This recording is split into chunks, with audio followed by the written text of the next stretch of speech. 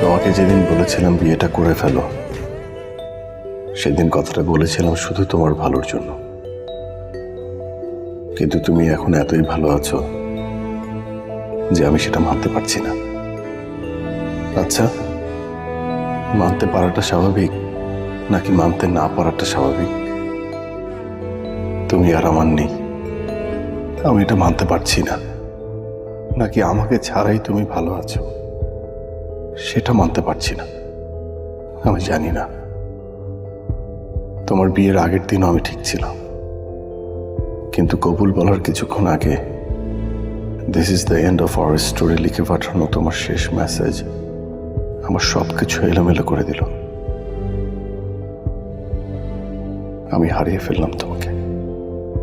মনে হলো দুই বেলা দুমুঠো ভাত খেয়ে এক রুমের এক ঘরে জীবন কাটিয়ে দেয়া এই কষ্টের কাছে কিছুই না।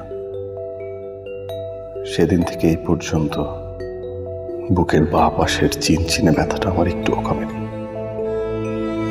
আমি তোমাকে প্রচন্ড মিস করি ত্রিনা। আমি চাই তুমি ভালো থাকো, কিন্তু পরক্ষণে আবার মনে হয় না, আমাকে ছাড়া তুমি ভালো থাকতে পারবে না।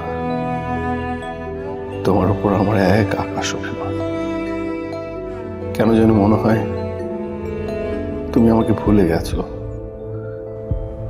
গেছো সেই সব দিনগুলোর কথা। তোমার কোনো কিছুতেই আমি নেই। তোমার কাছে এই চিঠি আমার কাগজে কলমে না, মনে মনে। তুমি কি শুনতে পাও? শুনতে যদি পাও তাহলে শেষ একটা প্রশ্ন।